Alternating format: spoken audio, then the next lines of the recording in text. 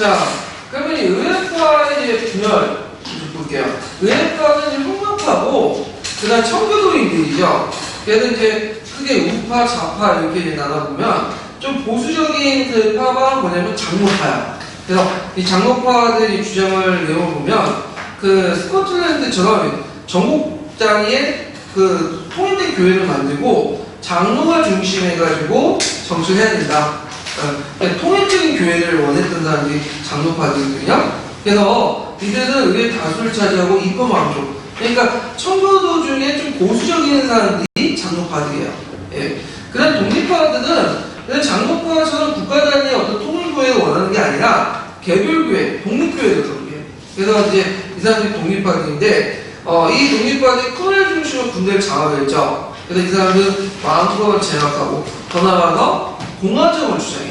근데 이때 공화정에서 선거는 보통 선거가 아니라 제한 선거예요. 그러니까 어느 정도 재산이 있는 사람들이 이제 선거를 하자 이렇게 주장을 했던. 그래서 독립교회, 그래서 이제 교회 자율성을 강조하는 사람들이 독립파고요. 그 다음에 수평파는 이제 어떤 사람들이냐면, 이 수평파들은 원래 독립파에 있다가 좀 더 가격과 주장을 해서 독립에 나가는 파들인데, 되게 이제 그 민주적 공화정을 주장해요. 요때 민주적 공화정이라는 것은 보통 선거예요. 예전에 한번 얘기했죠. 그 17세기, 18세기 때는 그 당시 지금 공화정하고 민주주의는 거의 동일한 의미로 쓰이지만 그 당시 공화정과 민주주의는 좀 다른 의미예요. 그래서 수평파, 독립파는 공화정을 주장한 거야. 이 공화정은 일부 엘리트 사람들이 정치하는 거고, 그 다음에 여기에 수평파는 뭐죠? 민주공화정, 민주주의를 주장한 거예요. 예. 그래갖고 수평파는 모든 사람이 평등하게 정치를 하자는 거예요. 그러다 보니까 제한선거가 아니라 무슨 선거를 내렸죠? 보통선거. 그리고 계급적으로 차이가 있죠. 독립파는 좀 더 약간 약간 잘 사는 사람들. 그러니까 이제 그 당시에 이제 뭐냐면 상급 장교들 있죠. 근데 이 수평파들은 그 일부 진보적인 장교들과 좀 사병들, 하급 장교들과 이게 구성이 됐다. 그 다음에 이제 신앙의 자유, 종교적 강령을 주장하는데, 이건 독립파하고 또 다르죠. 독립파는 유일하게 뭐야? 청교도야. 근데 이들은 기본적으로 청교도지만, 기본적으로 카톨릭 믿든, 영국 국교를 믿든, 다 인정해주자. 그런 태도고요. 그 다음에 11조를 폐지한다. 계속 11조라고 적어놨네. 예. 11조 폐지, 이런 것들을 내세웠죠. 그래서 이 수평파들은 주로 이제 군대 사병들로 중심이 되었고, 했고, 그 다음에 이제 그 크로멜과 또 대립을 했고, 그 이제 파들이 수평파다. 그래서 아마 수평파의 욕구는 몇 개 나올 수도 있어요. 그래서 피지위층의 동일한 정치, 선거선거, 보통선거, 의회 이런 것들 쓰시면 돼요. 예. 그래서 있고, 그래서 이들이 이제 이런 주장을 했기 때문에 청교도의 의의 중에 하나가 정치 지역을 확산시켰다. 그러니까 오늘만 말하는 그 여러 가지 정치 주장이 이게 다 나왔다고 보시면 돼요. 예. 자, 그다음 진정 수평파는 뭐냐면 수평파보다 더 가격한 거야. 수평파는 정치 평등만 내세우죠. 얘네는 정치 평등이 제대로 되려면 모두 같이 돼야 된다는 거야. 경제 평등도 같이 돼야 된다. 그래갖고 얘네들은 이제 토지에 있는 농민들을 중심으로 해갖고 경제 평등을 강조하고 거야. 토지 공유, 지주 폐지, 농업 공산주의, 멋이 기독교 사상을 하세요. 그러니까 이게 이제 이것은 더 뭐냐면 가격한 주장들을 했다. 공동경장, 공동소유 이런 것들을 이제 주장했다는 거. 그 외에도 그 아까 이제 설명한 것처럼 여러 파들로 구성됐다고 했죠. 그래갖고 이제 그 외에도 뭐 침례교도 있고, 그다음 피드린 파저주도 있고, 이런 것들이 있다는 걸 좀 기억을 해주시면 될 것 같아요. 자, 그 다음에 그 크로멜의 정치를 보자. 그래. 자, 이 크로멜은 그 원래 초창기 때는 이제 공화국을 지지했어. 그래서 소수의 무리들이 모여가지고 정치를 하는 그 공화정, 왕정이 아니라. 그래서 이 사람은 나름대로 의회를 좀 존중을 해주고 하려고 했는데, 하다 보니까 이 사람이 좀 약간 독단적인 성격을 갖고 있어요. 그 의회를 있다가 그냥 해산시켜버리고 실제 의회 없이 그냥 통치를 해버리는군요. 그래갖고 이제 큰 의회는 공화정이지만 실제로 왕정이야. 그러니까 어떤 사람이 당신 왕해라 그냥 그 바에는. 근데 딱 거부했죠. 그래서 이제 자기는 이제 호국경이라는 이유고 실제로 왕정했다 이렇게 보시면 돼요. 그러면 이 크노의 정치의 특징은 뭐냐? 군사 독재야. 아까 군대를 통해서 한 건데, 그런데 무조건 군대를 가지고 하는 게 아니고 또 중상층의 지지를 받았어요. 그 다음 중상층은 상공업자들이죠. 상공업자들은 그 당시 이제 중개무역이나 이제 그런 걸 통해서 네덜란드 경쟁을 하고 있었는데, 이 당시 크노엔이 뭘 발표했죠? 항해조약을 발표해갖고, 그 항해조약 내용을 보면 영국과 식민지 사이의 상공운배는 영통과 물자상식 배로 제한한다. 그러니까 네덜란드가 중개무역을 통해서 그 회원업 같은 걸 통해서 A국의 물자 기술을 운반해주고 그 역할을 했는데, 이걸 누가 대신해야겠다는 거야? 영국이 하겠다는 거야. 그래서 네덜란드 가만히 있어요? 안 했죠. 그러니까 네덜란드 들고 일어났죠. 그래서 영국과 네덜란드가 전쟁을 했는데 누가 이겨요? 영국이 이기죠. 결국에는 이때 이제 그 영국이 그 해상법규를 완전히 장악하게 되죠. 항해조약은 언제 폐지됐어요? 이거는 19세기 자유주의 개혁으로 이제 폐지가 된 건데, 이때는 이제 네덜란드는 한번 갔어. 있어도 없는 법전이에요. 그래서 사문화된 법전인데, 그걸 이제 폐지시킨 거고, 이 사람은 또 이제 성문헌법을 제정했죠. 헌법을. 그래서 통치형제를 했는데, 성문헌법 제정이 상당히 영국사에서는 그 특이한 거예요. 영국은 불문법이죠. 중요에 뭐가 있었죠? 권리청원, 마그나카타, 뒤에 나오지만 권리장정. 근데 성문헌법을 제정해서 오늘날 우리 헌법처럼 이렇게 국가 권력 구조나 이런 것도 다 명시했어요. 그래서 이제 대통령과 비슷한 호국경인데, 그 호국경이 우리 치고는 유신 대통령 있죠. 그런 것처럼 비슷해. 그러니까 실제 왕이죠. 그리고 3년마다 의회 선거를 했지만 의회가 충돌했기 때문에 그냥 해산시키고, 실제로는 자기가 멋대로 하는 거 아니야. 의회 없이. 예. 그래서 이제 있고, 그 다음 국무회의 한 보좌관 정도는 20명 정도 이렇게 뒀고요. 그 다음 이 사람은 또 그 할만 또 전국정쟁을 했어요. 여기는 안 나와있지만 아일랜드 있죠. 아일랜드를 정복을 했죠. 그래서 그 아일랜드 귀족하고 카톨릭 신부들이 그 찰스 2세를 왕으로 이제 인정하니까, 찰스 2세는 누구의 아들이죠? 찰스 1세죠. 나중에 왕을 복귀하지만 아들 인정하니까, 왕을 인정하니까 있고. 그래서 이제 그 당시 크노의 군대가 이제 그 드래게다 전투에서 크게 승리해가지고 아일랜드를 정복하게 돼요. 네. 그래서 이제 이때 잔인한 몰수가 하죠. 그 많은 인구들이 감소되고, 그리고 아일랜드 지주의 토지가 다 몰수돼서 영국과 스코틀랜드에 넘어가고, 그래서 이때부터 이제 아일랜드는 영국의 식민지로 전락을 해요. 영국의 식민지. 물론 예전에도 영국의 영향력을 안에 있었긴 했지만, 이때는 완전히 식민지라서 전락이 돼요.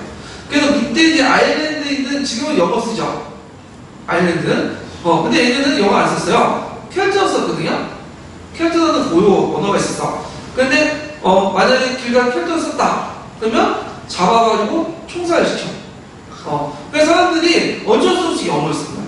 그래서 지금은 켈트어는 그 지식인들만 쓰는 거야. 지금 사오죠. 예. 그러니까 이 사람들도 좀 속이 뒤틀릴 거야. 왜냐면 우리 식으로 따지면 우리 일본어 쓰는 거잖아. 그러니까 자기를 지배했던 민중들의 언어를 쓰고 자기 언어를 잊어먹은 거야. 그래서 이렇게 있는데, 자, 그 다음에 이제 스코틀랜드와 이제 전쟁을 해갖고 찰스 2세가 이제 또 스코틀랜드에서 찰스 2세를 모시거든. 그러니까 이제 이거에 대해서 찰스 2세가 도망가. 그러니까 찰스 2세는 그 왕조국 이전부터 와서 아일랜드나 스코틀랜드에서 반항파의 반항파는 반크노의 상징적인 존재가 된 거야. 그러니까 사람들이 그 아일랜드, 스코틀랜드니 얼마나 싫어했겠어. 그 당시 크노이들. 크노이들 왜 싫어했냐면, 그 국내도 그렇지만 자기 너무 그 청교도를 원칙적으로 적용했기 때문에, 원칙적으로. 그래서 국내에서도 원칙적으로 적용했죠. 그 대표적인 게 이제 뭐냐면, 그 풍기 단속법을 실시해요. 풍기 단속법을 실시해서 일별이라는 극작물 갖고, 그 다음에 간음이나 음주나 주정, 공각, 가계, 투기, 도박을 다 금지해. 그러고 있으니까 그걸 이제 국내에서도 적용하고 또 아일랜드, 스코틀랜드 적용하니까 불만이 있겠죠. 그러니까 이제 사람들 어떤 의식을 갖고 있어? 청교도는 나쁜 거다. 그리고 그 구간이 명간이다. 그런 인식을 갖고 있죠.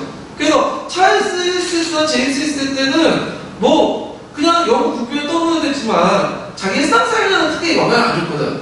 근데 그 크노에는 일상생활에 영향을 주고, 만약 안 지킬 경우에 와가지고 이제 풍기당수 간다고 막 때리고 벌금 주고 그러니까 이제 불만을 가득 찰 수밖에 없는 거죠. 그래갖고 하여튼 이런 큰 일이 이제 이런 게 있고 그 다음에 이제 군대를 배운 독재정치 소장제를 실시했다. 그래갖고 이제 그 당시 그 소장제는 풍기당수를 감독을 하는데 전국에 소장을 설치해갖고 군대 경찰이 와가지고 관리 감독을 해요. 네. 황병들이 와서 비슷하게 관리 감독하는 그런 제도를 실시를 했다는 거죠. 자, 그래서 이제 그래도 큰노엘은 유능했어. 그 당시 했는데 큰노엘이 이제 죽고 나서 아들이었던 리차드가 이제 호국경을 했는데 이 사람은 되게 무능해요. 우유부단해.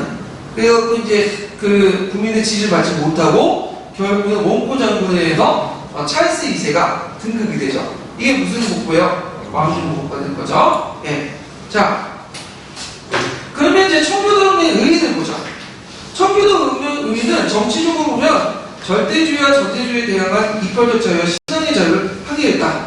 그래서 명예혁명의 계승이 됐다는 거. 사회경제적으로 보면 혁명에 주도된 시민계층이 아니었기 때문에 큰 변화가 없고 전체적으로 자본주의 발전이 되어있다. 아까 얘기했지만 그 청교도革命은 프랑스 대혁명처럼 귀족이나 이런 사회적 충돌이 아니에요. 아까 얘기했죠. 왕답파, 비사발소파 할 때 보면 그 계층적 약간은 이제 뭐냐면 왕답파는 지주, 그 다음에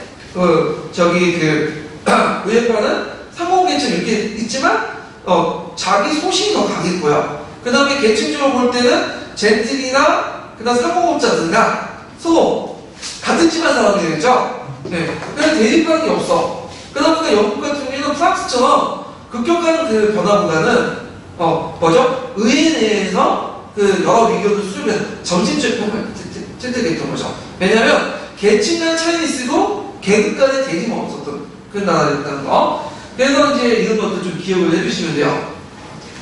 자, 그래서 이제 그 자기 기준과 젠틀의 계층이 동질적인 성격을 가지고 있기 때문에 그 프랑스의 부르주아 귀족처럼 적대적이지 않고 유대감이 형성이 돼서 영국 문명은 되게 두세 타협의 상황에서 왕정을 유지하면서 의회 중심의 세력을 유지하면서 점진적 개혁을 했다. 그럼 여기에 자기 기족이라는 게 있죠. 자기 기족은 뭐냐면 그 젠틀은 이 지방에 있는 향신 기족들이고요. 자기 기족들은 뭐냐면 우리가 이제 공자, 백자, 자자, 남자 이런 사람 있죠. 마음 실력부터 자기를 받은 기족들이야. 이 사람들은 그렇게 많지가 않아요. 네. 그래서 전국 단위가 100명? 다음은 귀족들은 뭐죠? 젠틀 귀족들이에요. 젠틀. 네. 그런 것들 좀 기억을 해주시고, 젠틀은 절대 왕정을 지지했어요. 수도 왕정을. 왜 지지했을까요? 장미전쟁 때 혼란기를 겪기 때문에. 그래서 이걸 먹고 나서 감정과 왕권을 받았죠. 그리고 우리가 홉스라는 사람도 있죠? 홉스도 시대에 보면 어떤 때에 살았냐면, 그 로크 이전의 세대니까, 그 청교도革命시대에 살아요. 그러니까 얼마나 혼란된 게 있어. 청교도 일어나고, 코너에 일어나고. 그러니까 이제 절대 왕권이 등장해서 좀 정치적 안정을 받아서 그런 심정에서 이제 그걸 주장했던 거야. 자, 그래서 이런 내용들 좀 기억을 해두시면 되고요. 그럼 왕정국과 명예혁명을 볼게요. 사상적인 얘기를 좀 못했네요. 자, 사상적으로 보면 근대사회 발전의 바탕이 되는 사회사상과 민주주의 사상이 다양하게 전개된다. 특히 수평파 있죠? 수평파는 뭘 주장했다? 보통선거제 주장했다. 획기적인 거죠. 이게. 네. 그래서 이제 수평파는 공화국이 아니라 뭐다? 민주주의를 주장한 거야. 네. 오늘날처럼. 그래서 모든 사람이 정치로 평등한 그런 사회를 원했다는 거. 특히 이제 더 나아가서 디거지 같은 건 정치뿐만 아니라 모두 요구해요. 경제 평등을 요구하죠. 이것이 후대에 프랑스 때문에 지금도 계속 하잖아. 그래서 지금 오늘날은 여러 가지 다양한 정치적 주장들이 여기에 그 청교도革命에서 포출돼 나왔다는 거야. 네, 그래서 상당히 의미가 있다는 걸 좀 기억을 해주시면 되고요. 자, 금강교과서 209페이지 보세요.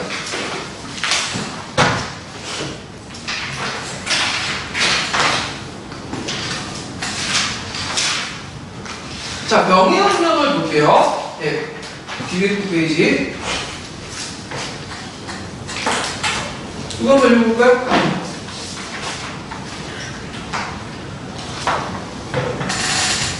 명예혁명. 찰스 2세는 카톨릭 교도를 우대하고 전제정치를 다시 실시하려고 했다. 이에 의회는 카톨릭교도를 포함하는 비국교도의 공직 출임을 금지하는 심사법과 자의적인 인신 구속을 금지하는 인신보호법을 제정하였다. 이때부터 의회는 왕을 지지하는 토리당과 의회를 존중하는 휘그당이 나타나 서로 대립하기 시작하였다. 찰스 2세를 뒤은 제임스 2세는 친카톨릭 정책을 펼치고 신사법과 인신보호법을 폐지하는 등 전제정치를 부활하였다. 이에 의회는 제임스 2세를 폐위하고 공주인 메리와 그녀의 남편 윌리엄을 공동왕으로 추대하였다. 이 사건을 유혈 사태 없이 혁명이 이루어졌다 하여 명예혁명이라고 한다. 곧 메리와 윌리엄은 의회가 제정한 권리장전을 승인하였다. 이로써 왕이 의회 속에 있다는 전통이 수립되고 의회 중심의 입헌 군주의 토대가 마련되었다. 그 후 앤 여왕 때에는 스코틀랜드를 병합하여 대영 제국이 성립하였다. 앤 여왕 사후에 스튜어트 왕조가 단절되자 독일 하노버공 조지 1세가 즉위하여 하노버 왕조가 개창되었다. 조지 1세는 영어를 고르고 영국 사정에도 어두웠으므로 정치에 관여하지 못하였다.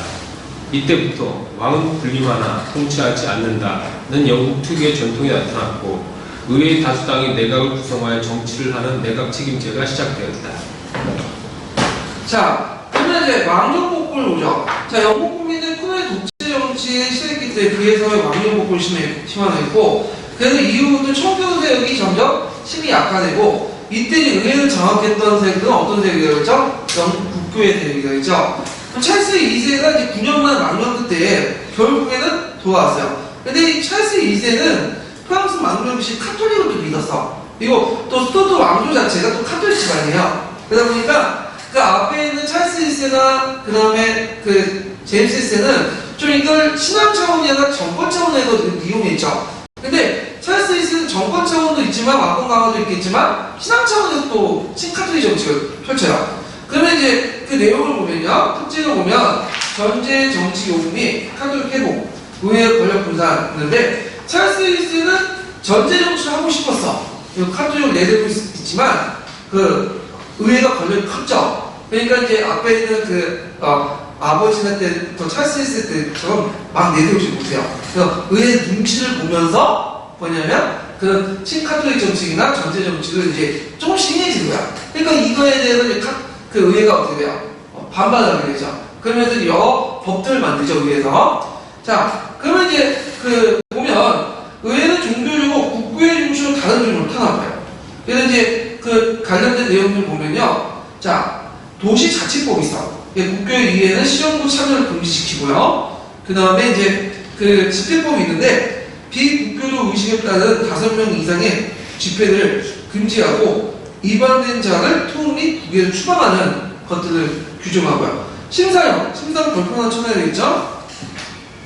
자, 배경을 보면 그 당시 찰스 2세가 프랑스 루이 14세가 손을 잡고 그 다음에 카톨릭 교도의 신앙의 자유를 부여하는 도봉미결, 그러니까 몰래 내신 거야. 왜 상관없이. 그리고 이제 이것을 비국교도 확대시키는 거야. 신앙의 자유를 이제 선포한다면서 실제로 뭐를 인정해 주는 거죠? 카톨릭의 종교 자유를 인정하겠다. 그러니까 의회는 가만히 있다. 그래갖고 카톨릭교와 신교도의 치임을 금지하는 목적으로 그 만든 것이 신사래요. 그러니까 주 타겟은 어디냐면 카톨릭이야. 여태 카톨릭은 어디에 속하죠? 비국교도죠. 근데 신교도도 간접적으로 영향을. 신교도는 형식상 지금 어디에 속해요? 아직은 국교도지만 실질적으로는 비국교도야. 그래서 그 내용을 보면 그 공직 친인 시에 성체 성사는 국교도 의식에서 수행하는 거예요. 자, 여기는 이제 딱 함정 있죠. 자, 공직 친인 시에 성체 성사를 국교도 의식에 수행한다. 그러면 카톨릭이나 신교도 다 걸려. 왜 걸릴까요? 일단 국교도 의식을 수행한다는 것은 누가 해당하요? 카톨릭 도저히 받아들일 수 없죠. 카톨릭 고유의 성체 성사 있잖아. 그 다음에 신교도의 단지, 신교도는 걸리죠. 왜 걸리겠어요? 성체 성사는 인정해야 안 해요. 인정 안 하잖아요. 성찰씨만 인정하잖아. 근데 이걸 수행 안 하니까 이들은 종교신념이 강하기 때문에 하겠어, 안 하겠어? 안 하죠. 자연스럽게 어떻게 해요? 신석 영역에서 없어지게 되는 거야. 그러니까 얘네들이 이제 그 간직식 못하게 되는 거죠. 근데 이제 나중에 명예혁명 이후에 조금씩 이제 카톨릭교는 좀 엄하게 정했는데 신교도 안에서는 좀 약간 느긋해졌어. 그래서 어떻게 하면 왕한테 충성 수행을 하면 공직 진입시에 성취성사를 제시켜줄게. 그 일부 뭐냐면 신교도들이 하긴 했지만 대부분 신교들은 싫다. 왜 우리가 왕한테 충성을 맹세해야 되냐? 그것도 싫다. 그래서 나중에 이제 심사령을 폐지했다고 했어. 여기에는 이제 주의할 게 뭐냐면 그 자유주의 개혁 때 심사령을 폐지했다고 했잖아요. 그게 몇 년이에요? 심사령 폐지한 게? 20년? 이게 정확하게 29년인가? 잠깐만요. 나중에 또 한번 언급을 하려는데 그게 1828년이야. 거기 몇 페이지 보시냐면 624페이지 보세요. 이거를 좀 헷갈리신 분이 있더라고. 그 심사령이.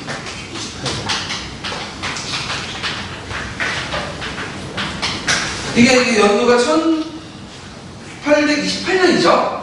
그래서 자유주의 개혁을 통해서 폐지됐는데, 근데 이거 엄밀히 말하면 심사령 폐지된 거 아니에요, 이거. 잘못됐어, 이거. 심사령을 개정한 거야. 개정은 뭐냐면, 아까 명령명 이후에 심사령 내용 중에 신규들에 한해서 충성소양만 하면 어떻게 돼요? 공식침을 한다고 했죠. 근데 대부분 우리는 종교 자유를 원하는데 그거 한다는 것 자체도 종교 자유를 박해하는 거다. 그래서 안 하거든. 그래서 이제 개정을 해가지고 신교도들이 그걸 안 해도 뭐냐면 공식침을 할 수 있도록 만든 거야. 이게 이제 그 내용이고, 그러면 이제 주의하게 남는 게 뭐죠? 카톨릭이죠.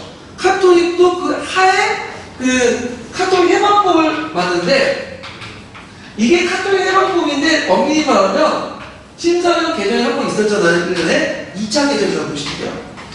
거기 심사령 구정 중에 카톨릭 교도도 그 구정을 신교도 준해서 적용하는 거야. 그러니까 카톨릭도 공식침을 할 수 있는 거죠.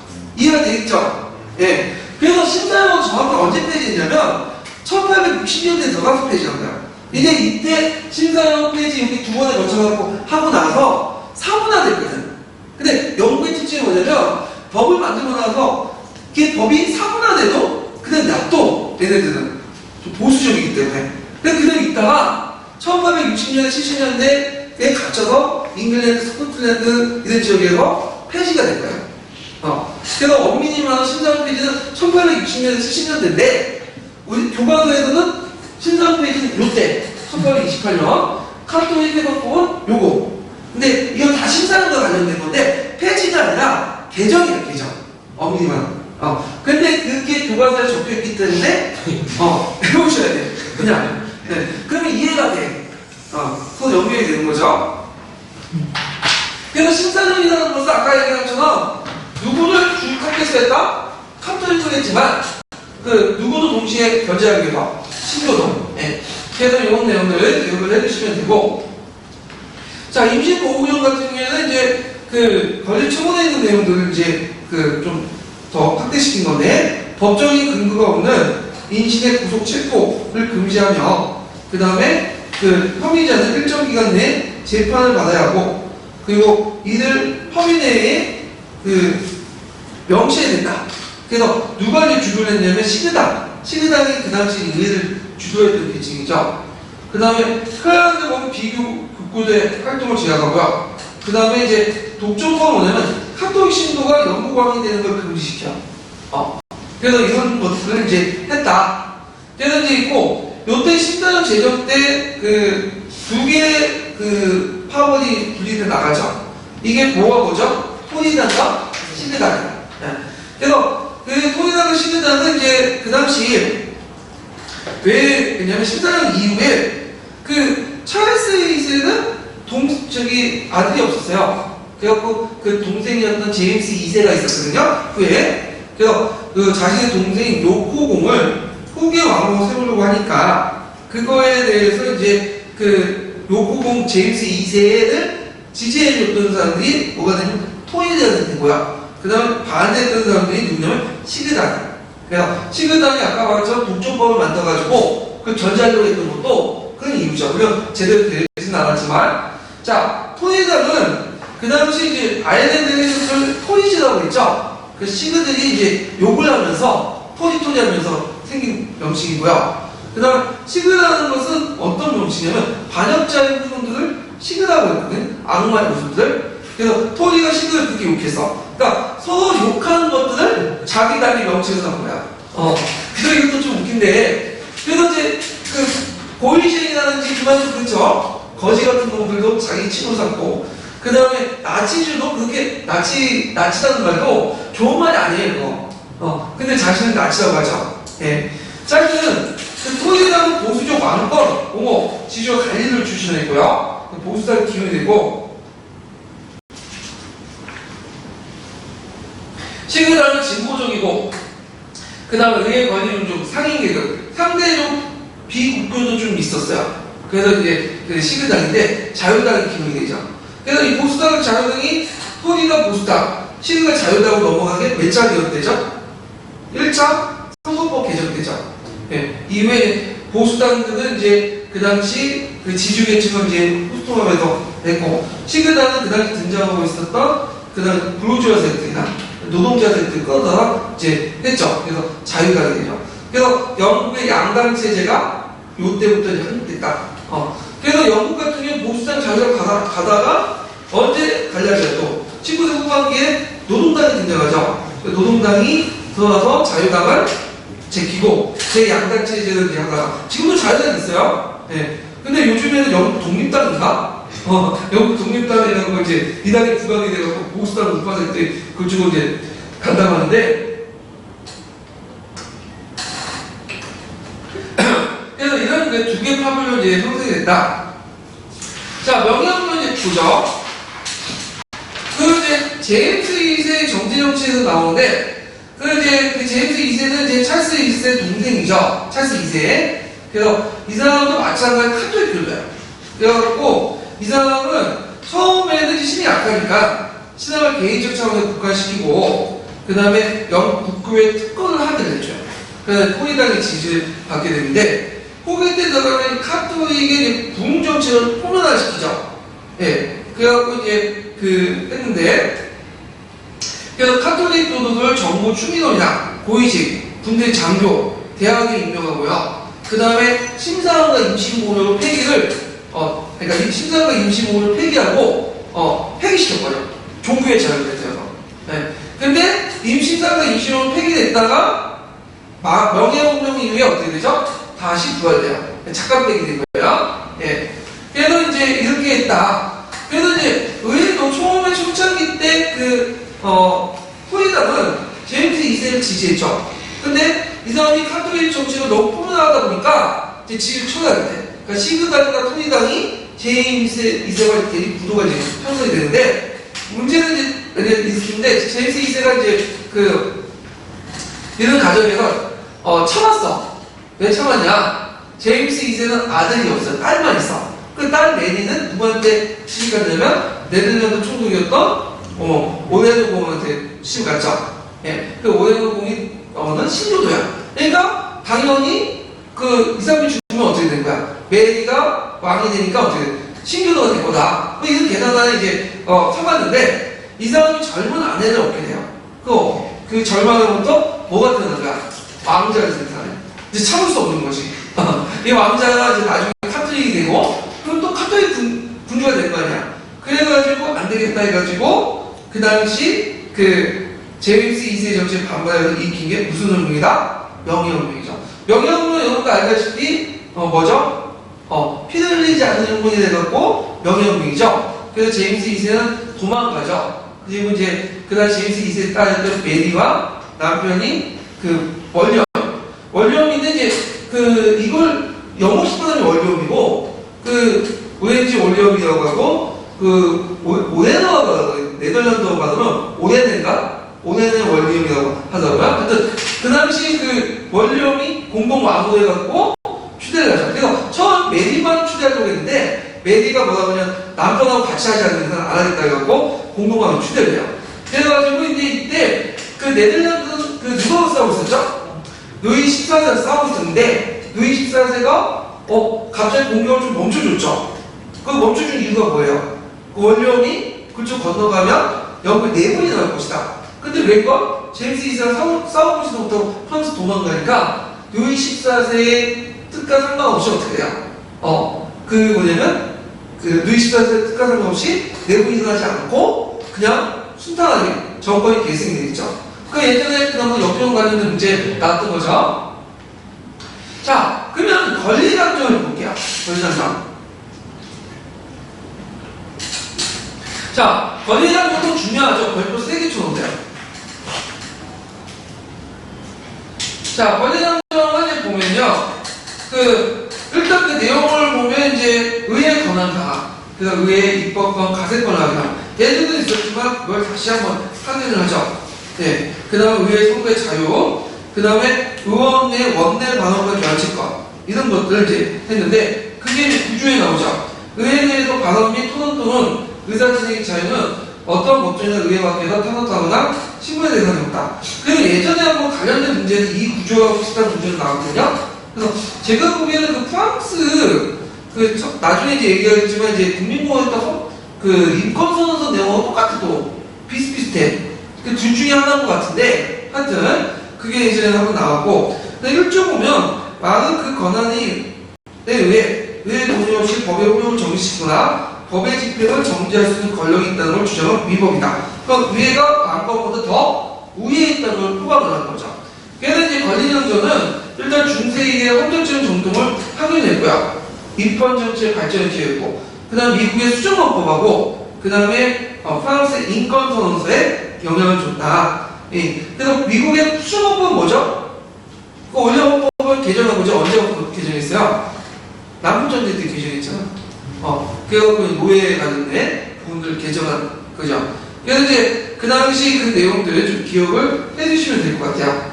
자, 그 외에도 추가적인 정책들 냈어요. 별표 하나 쳐놓으세요. 이것도 예전에 시험에 나왔죠. 자, 그거 이제 숫자적으로 군대 통수권을 위에가 장악을 합니다. 통수권이라는 건 뭐죠? 통수권 두 가지가 있다 했죠? 통수권은 군정과 군령권. 그 군대를 통솔할 수 있고, 그 다음에 군대 행정이나 이런 것들을 관할하는 건데, 어느 국가는 군대 통수권 최고 수장이 갖고 있어. 근데 이것을 누가 갖고 있는 거야? 의회가 갖다는 것은 최고 권력은 누가 갖고 있다는 거야? 의회가 갖고 있다는 걸 이제 호명한 거고요. 그 다음에 비국교도의 예배의 자유를 하는 거. 아까 이때 비국교는 신교도도 포함돼요. 왜냐하면 이때 명예혁명 이후에는 독립교회로 독립시켜줬어요. 그러니까 이때부터는 신교도는 국교도가 아니라 비국교도가 된 거죠. 그래서 예배의 자유를 허용했다. 그 다음에 3년마다 의회의 정기적 소집을 명문화시켰고요. 그 다음에 검열법, 그래서 언론과 출판, 집회의 자유를 이제 뭐냐면 보장을 했고, 그 다음 또 한 가지 이제 더 추가하자면 사법부의 독립을 인정해줬어요. 사법부의 독립 인정해줬다. 그래서 이제 이런 내용들, 그게 예전에 한번 시험문에 나왔기 때문에 외워두세요. 외워두세요. 자, 그럼 1343페이지 한번 읽어볼게요. 자, 1343페이지 855번, 854번하고 855번 한번 읽어볼게요. 청교도 혁명이란 내란의 기억에 생생한 의회나 국민이 삼았다. 왜냐하면 제임스의 첫째 왕비에게서는 딸밖에 없었고, 그중 메리는 신교도인 네덜란드 총독에게 시집을 갔기 때문이다.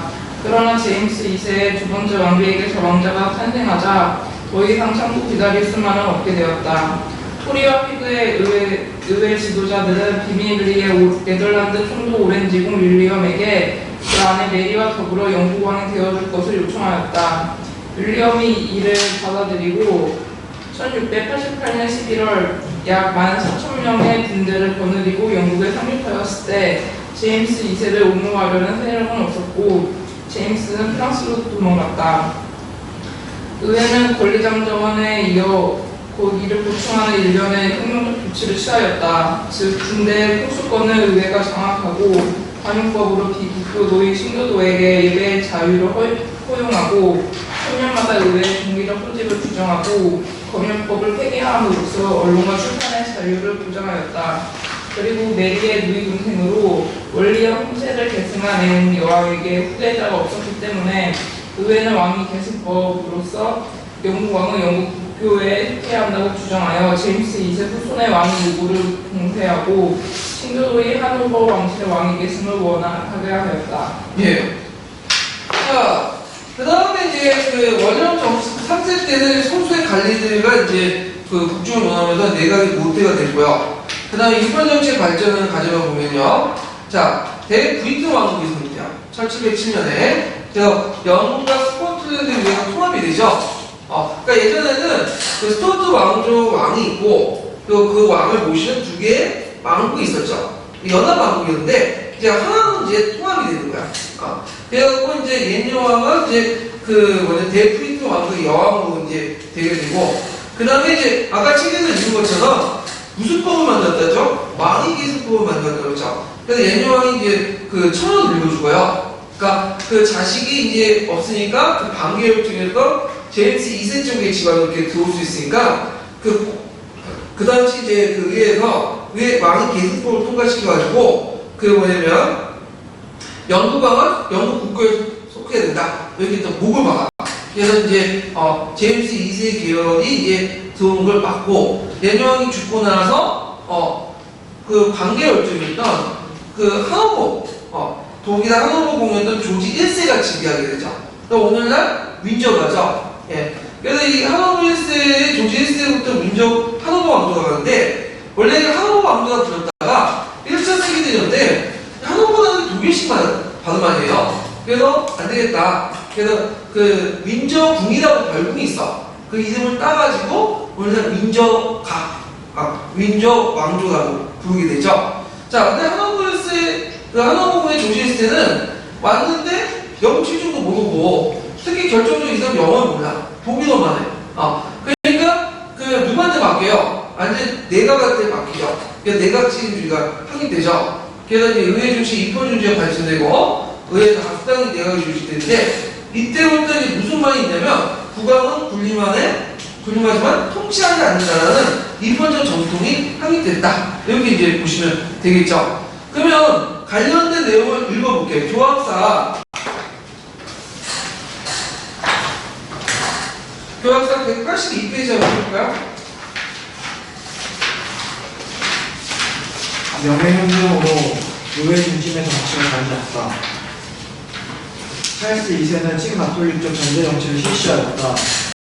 이에 의회는 그 이유는 아까 좀 읽었으니까 요거 쭉 넘어가서 어디 보면 이무적 해가지고 이거 읽었나요? 여기 이거부터 읽은 것 같다. 마지막 줄 한번 보세요. 하나, 둘, 세 번째 대답부터 한번 볼게요. 인무력. 예. 인무력 영국의 국력은 꾸준히 성장하였다. 옛 여왕 때에는 에스파냐 왕위에서 전쟁에서 승리하였고 스코틀랜드를 합병하였다. 옛 여왕이 후사 없이 죽자 독일 하노버가의 조지 1세가 즉위하였다. 독일에서 살던 조지 1세는 영어를 몰랐고 영국의 사정이 어두워 국정에 참여하기 어려웠다. 이에 의회의 영향력은 더욱 강해졌고 다수 당에서 장관을 뽑아 국정을 운영하는 내각 책임제가 자리를 잡았다. 이후 영국 정치에서는 왕은 군림하다 통치하지 않는다는 전통이 생겼다. 당시 영국의 의회 정치에서는 선거권과 피선거권이 일정한 재산을 가진 자로 제한되어 대부분의 농민과 도시서민이 선거에 참여할 수 없었으며 여성도 선거권이 없었다. 예. 자, 거기 못해 이제 영국의 왕과 영토들이 나오죠. 투도 왕조, 스토트 왕조, 그 다음에 하노버 왕조. 이렇게 있으니까 한번 읽어보시고. 보통 1세, 2세에 이렇게 붙이는 것은 앞에 선조들을 기리기 위해서 붙이는 거야. 예. 그래갖고 있는데, 우리나라도 있어요. 고구려 왕 중에 있죠. 초고왕은 업적을 기려서, 백제지만, 초고왕은 군초고왕. 그 다음에 구수왕 앞에 있었죠? 군구수왕. 이렇게 이제 갖다 붙여요. 예. 그래서, 이렇게 이제 붙였고, 조는 없죠, 여기. 조 2세, 조 3세 없죠. 조는 멍청하기 때문에. 그래서, 악명을 펼칠 때는 안 붙여. 예. 자, 그래서 이렇게 이제, 보고요. 자, 그러면, 천재교육도 내가 왜 이렇게 적어놓을까? 천재교육 한번 볼까요? 뭔가 이유가 있으니까 적어놓은 거 같은데?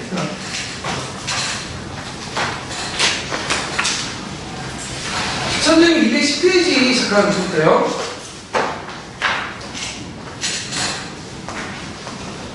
이거 아까 전에 읽은 거랑 비슷하네요. 예. 그럼 넘어갈게요. 예. 자, 그러면, 그 관련된 기출문제 풀어볼게요. 관련된 기출문제.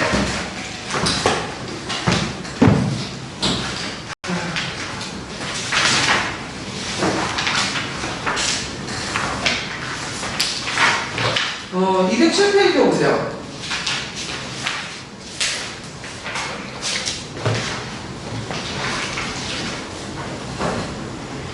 자, 다음 글을 읽고 묻으면 답하시오. 이렇게 있는데요. 자, 독립생산자 가운데 나타난 자본과 사육의 절대주의와 정기적 상인이 필요하지 않고 꼭꼭 그 장애물을 급격하다는 것이 시민연구이다. 그런데 정기적 상인이라는 건 어떤 상인 집단을 말하냐면 선대를 바탕한 상업자본을 얘기하는 거예요. 네. 그래서 혁명의 시기와 형태의 결과는 각기 자국의 신구세력에 대한 관계와 국제정서에 따라서 여러 가지 편차를 가진다.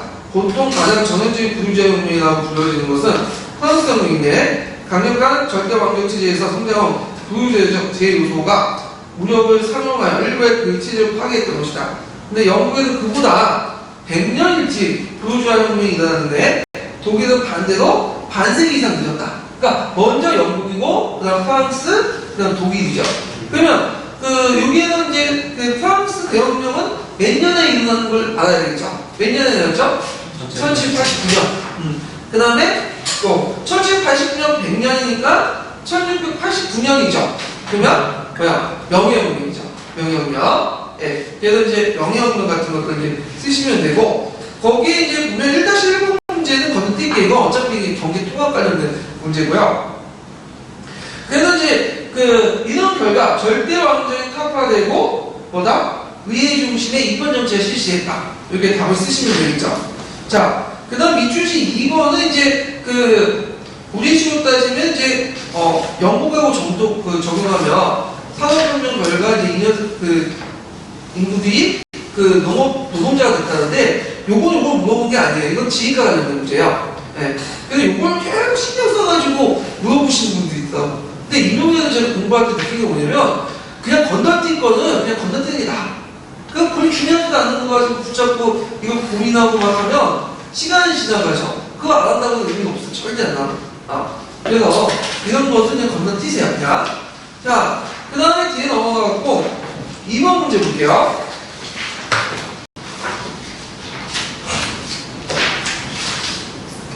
자, 의회가 제출한 권리초문을 쓰기나 찰스 2세는 이후 의회를 해산하고 11년 동안 전제정치를 실시했다.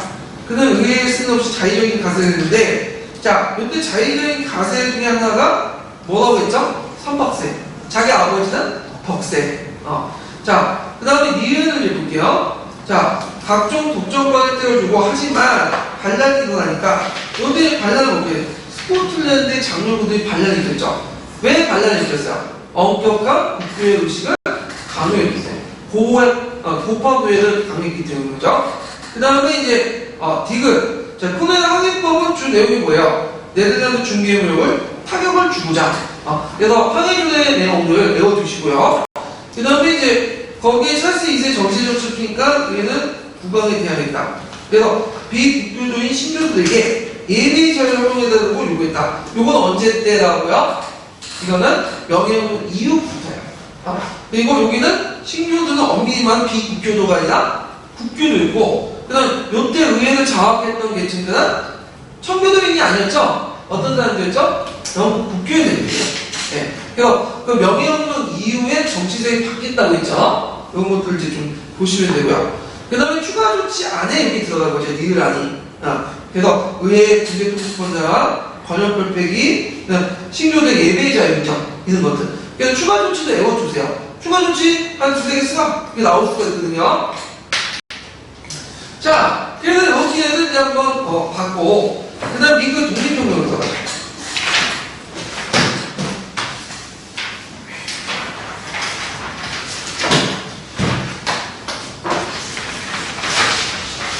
자, 미국의 독립혁명도 배경 예전 한번 나왔고, 미국의 독립혁명서, 그 다음에 이제 그 독립혁명 이후에 이제 그 정치 가정 이런 것들 있고, 좀 나올 것들 많아요, 여기도요. 독립혁명도.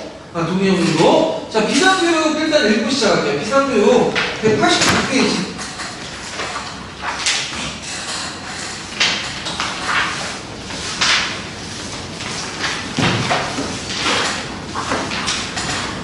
자, 185페이지에서 182페이지 좀 길지만 한번 읽어볼게요. 17세기부터 정치적 상황을 피하기 위해 종교적 자유를 얻기 위해 또는 경제적 이윤을 얻기 위해 영국인들이 북아메리카 지역으로 이주하였다. 그들은 대서양 연안의 13개의 식민지를 건설하였다. 식민지에는 영국 왕이 임명한 총독이 있었지만 식민지 주민들은 영국의 간섭을 거의 받지 않고 독자적으로 의회를 꾸려 자주적으로 식민지를 경영하였다. 당시 영국은 유럽에서 7년 전쟁에 개입하고 있었다. 하지만 전쟁이 끝났어도 재정 부담이 줄어들지 않자 영국 의회는 식민지 주민들도 영국 시민이며 따라서 세금을 내야 한다는 명목으로 식민지에 인지세, 차세 등을 부과하였다. 이에 대해 영국 의회의 자신들을 대변하는 의원이 없었던 식민지 주민들은 대표 없는 곳에 가세할 수 없다라고 반발하였다. 식민지 주민의 저항은 보스턴 차 사건으로 이어졌다. 아메리카 원주민 복장으로 위장한 시민들이 영국 선박에 올라 영국 세금이 부과된 차 수백 상자를 바다에 던져버린 것이다. 영국은 보스턴 항구를 폐쇄시키고 그 지역의 자치 선거를 중단시키는 등 강경하게 대응하였다. 이에 대해 식민지에서도 대표자들이 모여 대륙회의를 개최하고 식민지의 권리와 자유를 지키려 하였다. 예. 자, 그 다음 뒤에 넘어가서 다음 공화국에 가면 되죠. 보스턴 차 사건 이후 대륙회의에서는 영국 상품 불매 운동을 벌였다. 영국 국왕이 대륙회의의 행동을 관역으로 규정함으로써 양측의 타협 가능성은 사라졌다.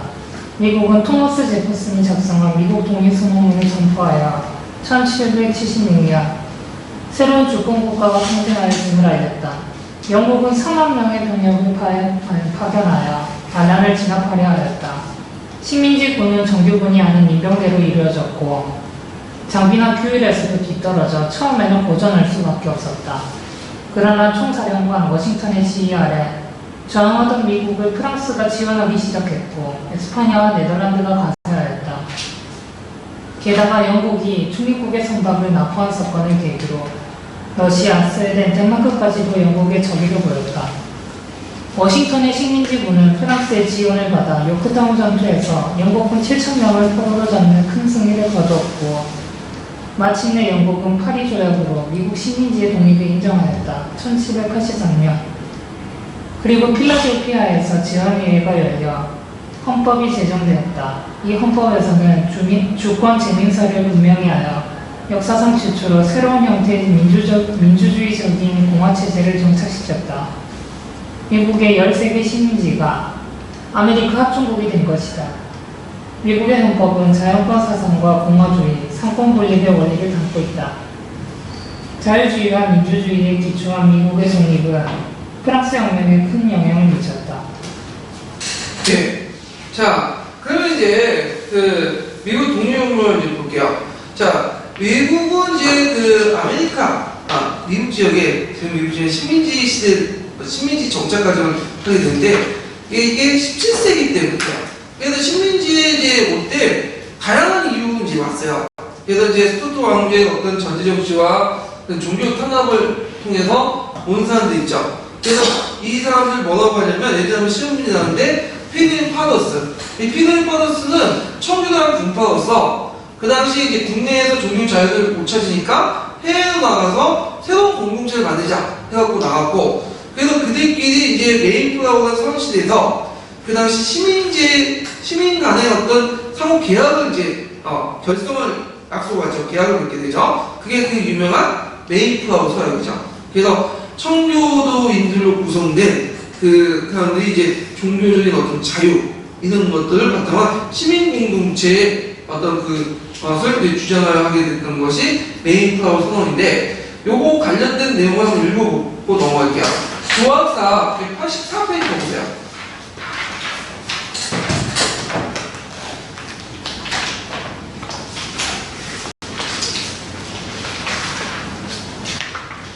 자, 메이플라워가 있죠? 네. 그래서 한번 읽어볼게요. 종교도 신앙의 자유를 찾아 대서양을 건너다 중립적 종교 정책을 폈던 엘리자베스 1세 사후 영국 왕위에 오른 제임스 1세는 청교도들에게 영국 국교로 개종할 것을 강요하였다. 1620년 9월 청교도들은 박해를 피해 메이플라워 호에 타고 종교적 자유를 찾아 북아메리카 신대륙으로 떠났다. 당시 북아메리카 버지니아에는 13년 전에 이미 영국 이주민들이 정착해 있었다.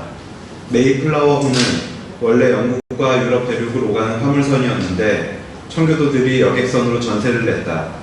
66일 동안의 여정은 험난하여 선원 1명과 승객 1명이 죽었고 엘리자베스 호킨스라는 승객은 항해 중에 아들을 낳아 오세아누스라는 세례명을 붙였다.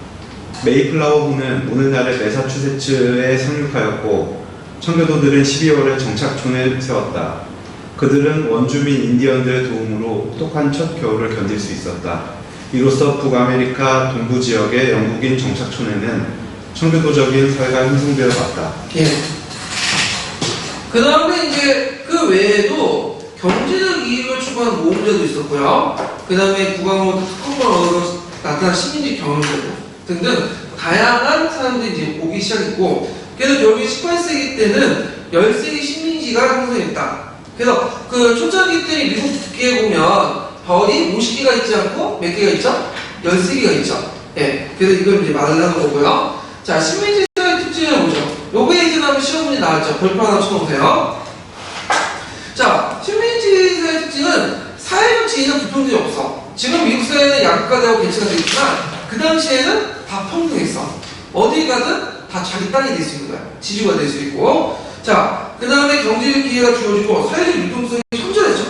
계급 구조가 유효하고 사회적 갈등이 별로 없어. 근데 지주가 많기 때문에 선거권이 확대돼요. 그래서 이때는 보통 선거권이 중요한 게 아니야. 왜냐면 다 땅이 있기 때문에 다 투표권을 가지고 있어. 네.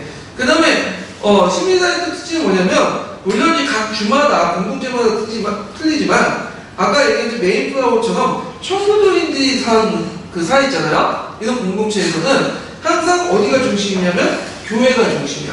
그래서 교회가 중심의 성설 위주나 신정 정치가 주로 해내렸고, 그 다음에 이 국가 교회 중심에서 민주 자치로 발전됐다는 거. 그런데 신앙에 대한 어떤 이선에서 불가요. 우리가 보통 이제 신교하면 상당히 간단한 것 같지만 천주교보다 지금도 뭐야?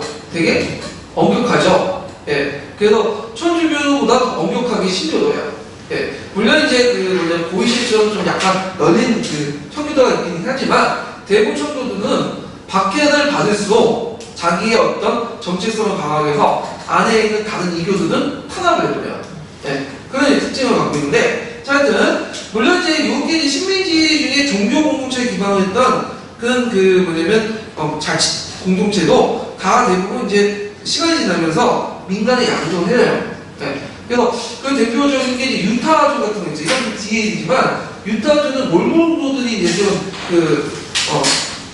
지역이었거든요. 근데 지금은 몰몬고들이 그게 많아져. 네. 다 민간 정부야. 종교가 이제 종교하고 정치 권력이 분리되어 있잖아. 근데 초창기 때는 종교하고 정치 권력이 상당히 유착이 있다. 이런 것도 좀 기억을 해주시면 돼요. 자, 그 다음에 중상주의 정책인데, 자, 그 영국은 초기 때부터 7년 전까지 계속 중상주의 정책을 했어요. 근데 7년 전 이전에는 그렇게 강하게 하지 않았어. 느슨하게 했어. 네.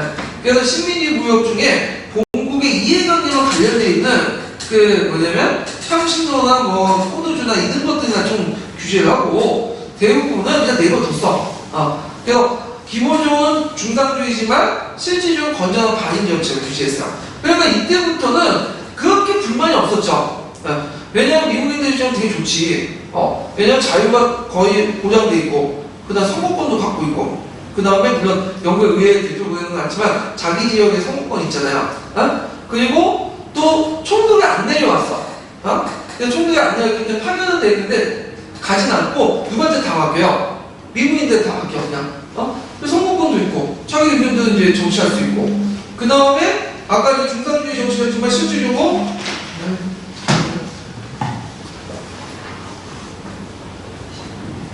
나중에 전화 올게. 나중에 전화 올게 내가. 어디까지 했죠? 네. 그래서 솔직히 이들은 되게 잘 부렸어. 또 거기다 제일 좋은 게 세금도 안 되잖아. 그래가지고 그 당시에는 그렇게 그 뭐냐면 유민들이 그 영국정부가 개긴다? 그런 생각도 없었고 그런 이유도 없었고 그랬거든요. 자, 하여튼 근데 7년 전 이후부터 엘리자베스 중상주의 정책을 하게 되죠. 그러면서 이 분말이 터져나간 거죠. 자, 그 다음 정치적 아까 얘기했지만 총독이 있는데 총독이 실제로 안 가. 미국 안 가고 영국에 있어. 그래서 실제로 모든 걸 누가 했다? 미국인들 자치적으로 한 거야. 예.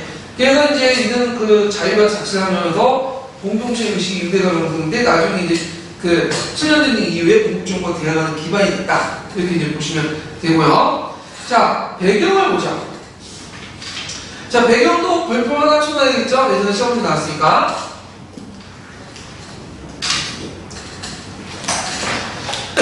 자, 먼저 7년전 이후부터 건전한 이제 방임 정책 포기해요.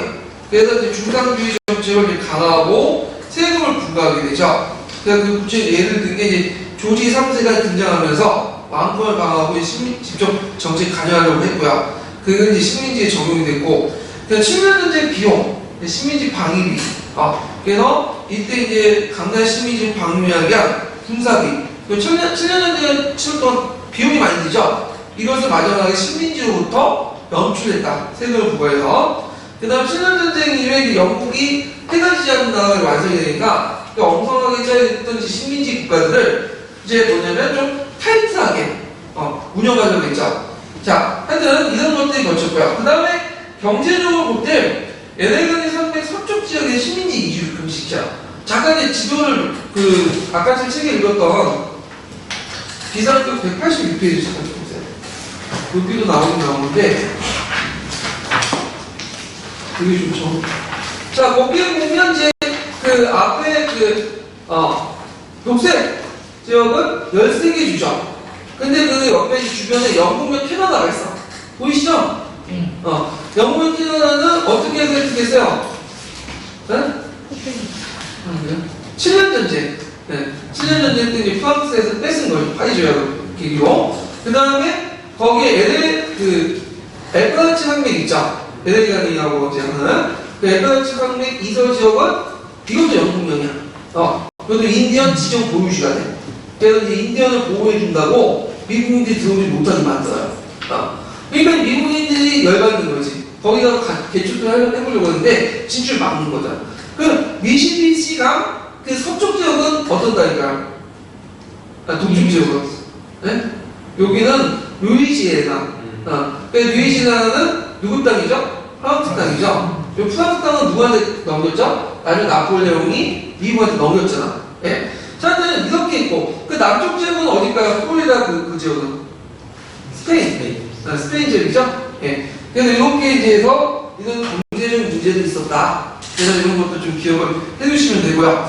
자, 그 다음 이제 넘어가서 요건 배경이 되는 거고요. 그럼 직접적으로 원인을 이제 볼게요.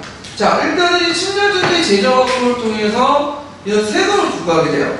그래갖고 이제 설탕법을 보는데 설탕의 가세를 이제 부과하는 거고, 인지법 있어. 인지법은 이제 신분, 책자, 법정 문서, 카드놀이, 카드나 학위 증서에 뭘 부과하는 거죠? 인지 있죠? 인지를 첨부하는 거죠. 예. 그래서 이제 법률상, 사업상, 증서및 증권료, 주유판매 허가증, 소책자, 신분강도 달력, 손부 따위에 이런 최고 10파운드까지 인지를 붙여야 한다. 이렇게 인지하죠.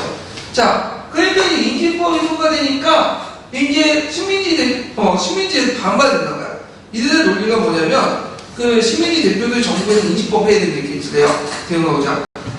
한 유명한 말 있죠. 대표 없는 곳에 가세 없다. 우리가 영국 의회에 대표를 파견했는데 너네 권리청원이나 마그나 카르타나 거기 보면 분명히 의회에서 통과된 법안이 뭐예요?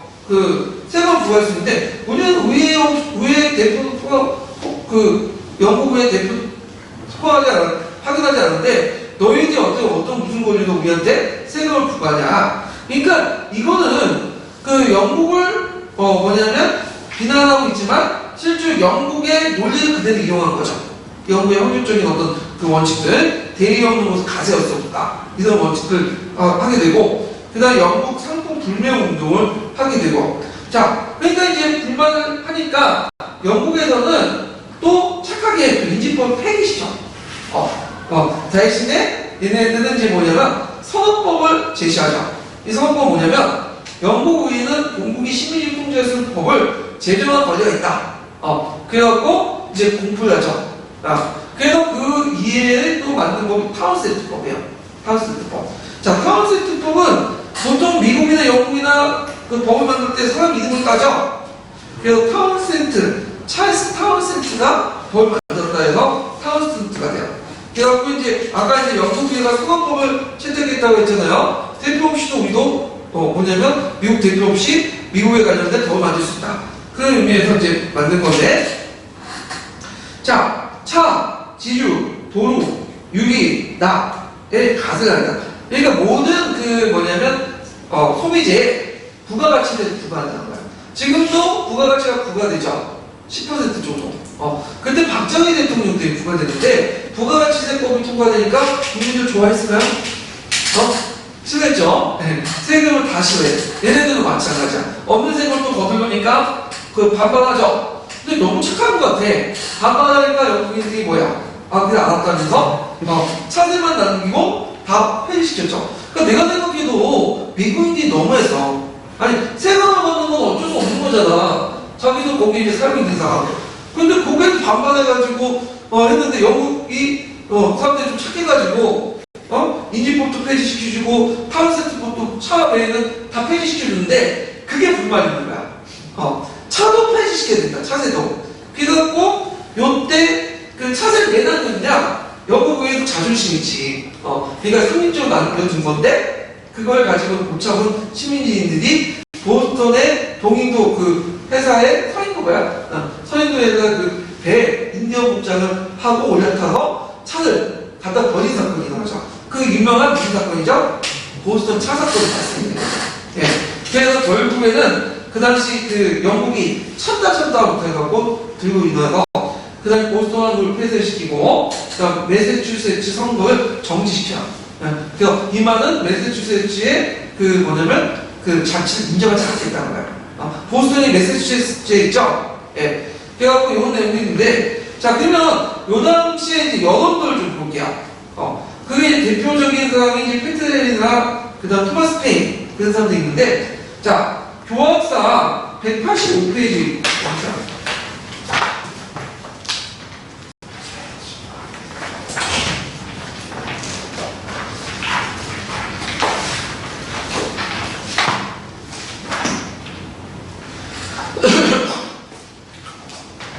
자, 거기에 보면 이제 밑에 3.1 미국 혁명의 시황시된 말각을 보이시죠? 자, 여기 보면 이제, 이 페트는 유명한 말을 했어요. 뭐죠? 나에게 자유가 아니면 죽음을 달라. 유명한 말이죠? 그래서 이거는 언제 얘기했냐면, 그 당시 이제 인기세 반대 연설할 때 그 얘기를 한 거예요. 네. 그래서 있는데, 이거 한번 읽어볼게요.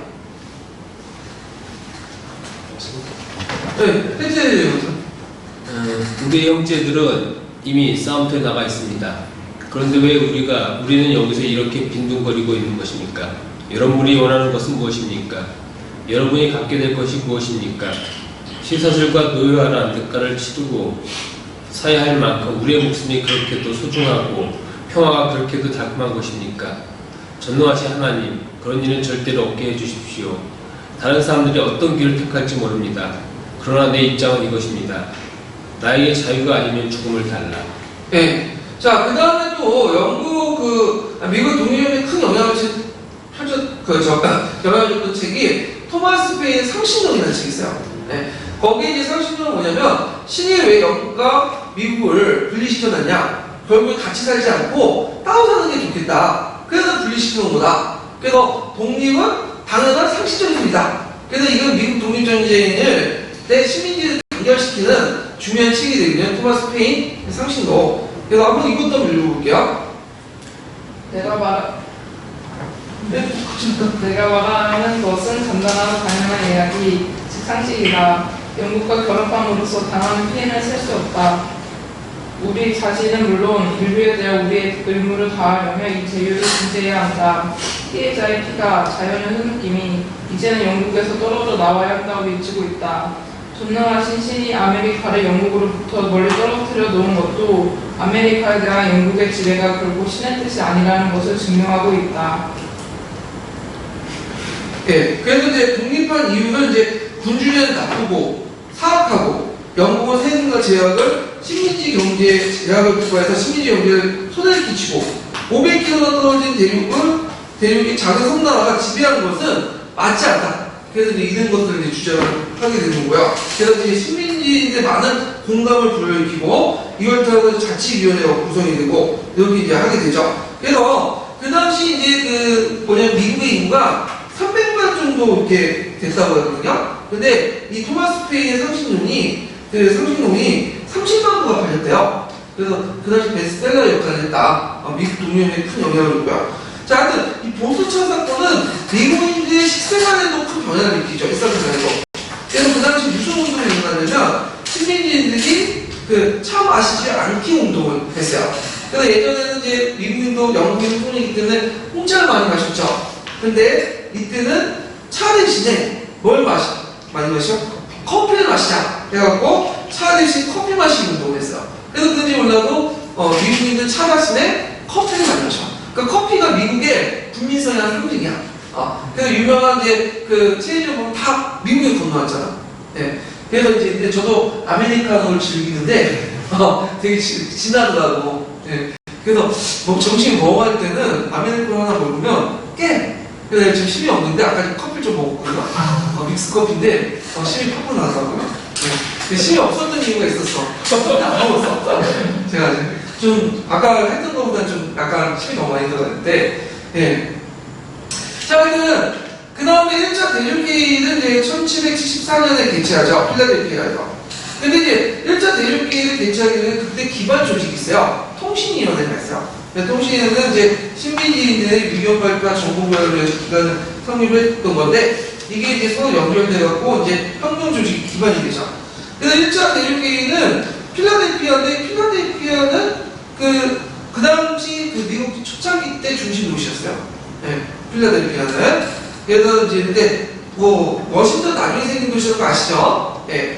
그래서 이제 통신위원회가 연결돼서 1차 대륙회의가 펼쳐지고, 그 다음에 본국 위에 식민지 입법권이 부정되고요. 본국과 통상 단절이 결정되고, 그 다음 영국 상품의 보이콧. 네. 그래갖고 이제 상품 불매 운동이 일어나죠. 그리고 이때 영국군과 식민지 민병대가 내싱턴에도 뭐냐면 전투가 일어나죠. 그래갖고 이제 보스턴 콩포드의 무기가 있다는 소문을 듣고 영국군이 거기에 습격하는데 가는 도중에 내싱턴에서 민병대가 싸움이 일어나서 이때부터 독립전쟁이 일어나기 시작했다. 이렇게 이제 보시면 되겠죠. 자, 전쟁이 일어나니까 이제 곧바로 무선위원회 제2차 대륙회의가 형성이 되죠. 그래서 제2차 대륙회의에서 영국과 정쟁을 선포하게 되고요. 그 다음에 민병대를 정규로 공인하고 조지 워싱턴을 총사령관을 임명을 하죠. 그리고 전쟁 지도 담당 기관을 이제 설정하고 그때 제2차 대륙회의에서 그 다음에 독립선언서를 공포하죠.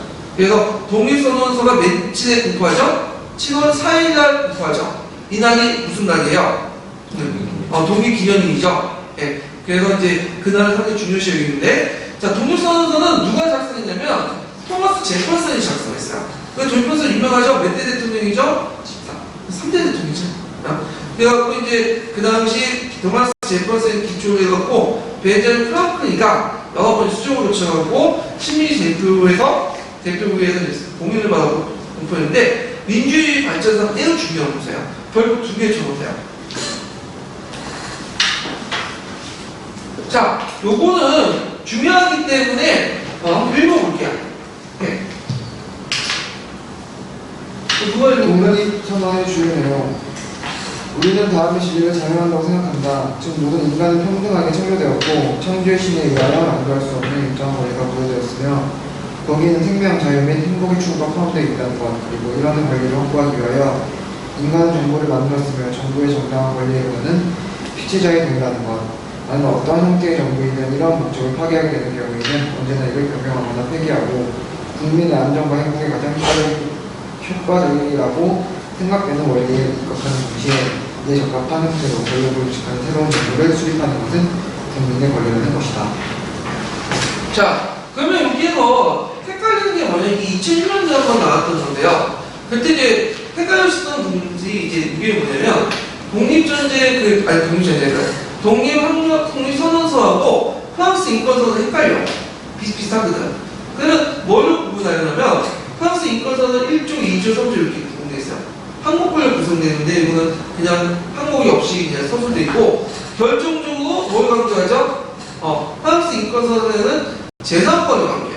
근데 이 재산권 규정이 없어. 예, 그런 것들이 이제 좀 차이가 있다. 그래서 이걸 구분을 할 필요가 있겠죠. 자, 그럼 그 내용을 볼게요. 자, 모든 사람들이 창조주에 의해서 일정한 불가량의 권리, 즉 생명, 자유 및 행복의 추구권을 권리를 받고 태어났다. 자, 이 청구인권, 자연권을 강조했죠. 자연권. 예. 그래서 이제 이런 것도 있고요. 그 다음에 여기에 보면 그런 권리를 확보하기 위해서 인간은 정부를 만들었으며 정부의 정당한 권리의 근원은 피치시아에 동의하는 것. 만약 어떤 형태의 정부이든 이러한 목적을 파괴하는 것이 되는 경우에는 언제나 이를 병정하고 폐기하고 국민의 안전과 행복을 가장 국가를 생각한 원리에 각해서 제일 적합한 권력을 조직하고 새로운 정부를 구성하는 것. 이건 뭘 인정한다는 거예요? 저항권을 인정하는 거죠. 근데 저항권은 누구 사상을 이제 그걸 받았다는 걸 볼 수가 있겠죠. 그래서 누구의 사회개혁론이나 자연권 사상이 반영이 됐다. 자, 근데 한계가 있어. 한계가 뭐냐면 요때 자연권 누구만에 해당하는 거죠? 백인만에 해당하는 거죠? 그래서 흑인, 노예, 여자는 제야. 근데 프랑스 대통령은 흑인, 노예, 여자들 다 포함한 보편적인. 물론 프랑스 대통령도 그 안에 여자 배제하고 돼요. 근데 형식적으로 볼 때는 다 포괄한다는 거죠. 예. 그래서 이제 있고, 그 다음에 제4의 사회 계도제를 권하지 않고 권리의 평등 문제 대신에 자유만 강조한다. 그러니까 얘네들은 제4는 그렇게 강조하지 않아. 왜냐면 그 당시 미국 사회는 다 평등해. 똑같은 토지를 갖고 있다 보니까 프랑스처럼 이게 제4 차이가 크지 않다니까 뭐 권리의 평등, 그러니까 제4이나 그 경제의 평등 이런 것도 중요하지 않아요. 뭐가 중요한 거죠? 미국 영국 정부의 자유, 이 통일 이런 것들만 강조해요. 그러니까 평등보다는 자유를 좀 강조하는 그런 것들이 이제 강하다는 거죠. 예. 그래서 이제 이런 내용들 좀 기억을 해두시면 돼요. 자, 근데 상대적으로 프랑스 정부는 자유도 중요하지만 뭐도 평등도 중요하죠. 그건 영국 사회가 계급 사회이기 때문이죠. 근데 미국 사회는 평등이 중요하지 않다고 했죠. 경제적으로 사회적으로 평등한 상태였으니까. 예. 그리고 프랑스 대통령은 프랑스 뭐냐면 인권선언은 보편적 성격을 또 가지고 있다고 했죠. 예. 이런 내용도 좀 기억을 해두시면 될 것 같아요. 자, 그러면 관련된 근거 부분을 한번 읽어볼게요. 1346페이지.